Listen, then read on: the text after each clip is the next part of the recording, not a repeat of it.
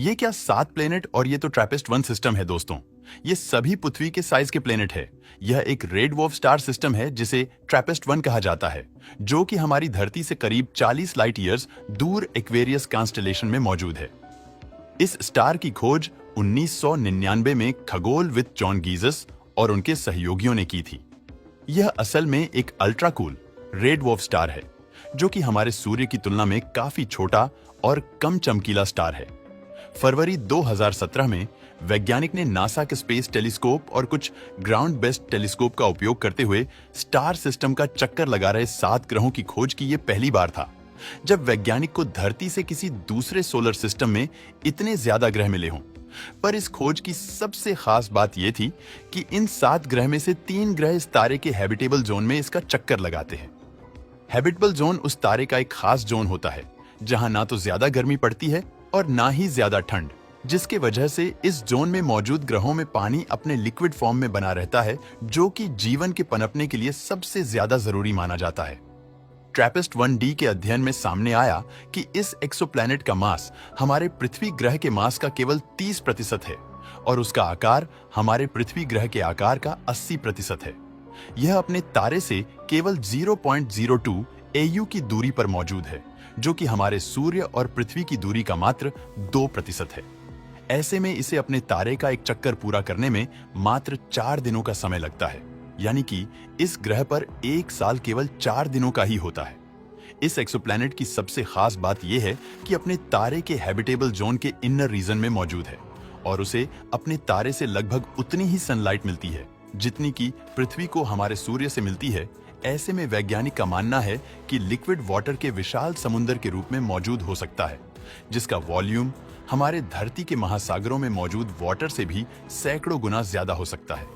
इन महासागरों में जीवन के पनपने की विशाल संभावना मौजूद है।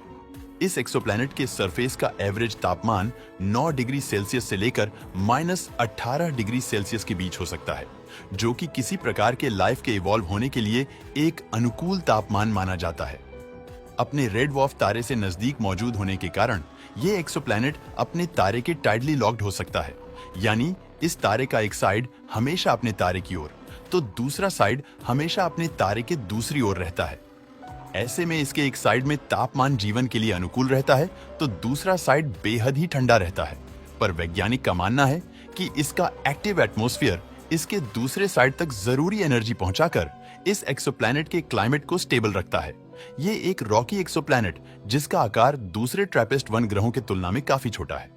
ट्रैपिस्ट 1E अध्ययन में सामने आया कि इस एक्सोप्लैनेट का मास हमारे पृथ्वी ग्रह के मास का करीब 78% और इसका आकार हमारे पृथ्वी का करीब 91% है, यानी कि ये मास और आकार में हमारे पृथ्वी से काफी मिलता जुलता एक्सोप्लैनेट है। ये अपने तारे से केवल 0.03 AU की दूरी पर मौजूद है, जो कि हमारे सूर्य और पृथ्वी की दूरी का मात्र 3% है। ऐसे अपने तारे का एक चक्कर पूरा करने में मात्र 6 दिनों का समय लगता है, यानी कि इस ग्रह पर एक साल केवल 6 दिनों का होता है। ये एक्सोप्लैनेट अपने तारे के हैबिटेबल जोन के मिडिल आउटर रीजन में मौजूद है, जिसकी वजह से इसे हमारे पृथ्वी की तुलना में अपने तारे से केवल 60% सनलाइट ही मिलती है।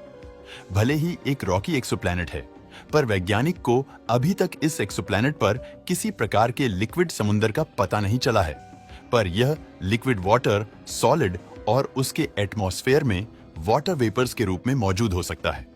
इस एक्सोप्लैनेट के सरफेस का एवरेज तापमान -25 डिग्री सेल्सियस से लेकर -40 डिग्री सेल्सियस तक चला जाता है। अपने रेड डवार्फ तारे से नजदीक मौजूद होने के कारण ये दूसरे ट्रैपिस्ट 1 ग्रहों की तरह ही अपने तारे से टाइडली लॉक्ड हो सकता है। इस वजह से एक साइड में लिक्विड वाटर वेपर्स बनकर उड़ जाता है तो एक साइड में ये सॉलिड आइस बन जाता है।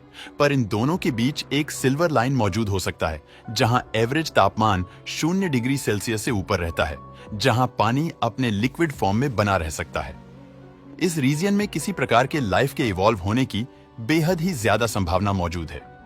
ट्रैपिस्ट 1F अध्ययन में सामने आया कि इस एक्सोप्लैनेट का मास हमारे पृथ्वी ग्रह के मास का करीब 70% है और इसका आकार हमारे पृथ्वी ग्रह के आकार के बराबर है। ये अपने तारे से केवल 0.04 AU की दूरी पर मौजूद है। यह अपने तारे का एक चक्कर पूरा करने में मात्र 9 दिनों का समय लगता है। ये एक्सोप्लैनेट अपने तारे के हैबिटेबल जोन के आउटर रीजन में मौजूद है।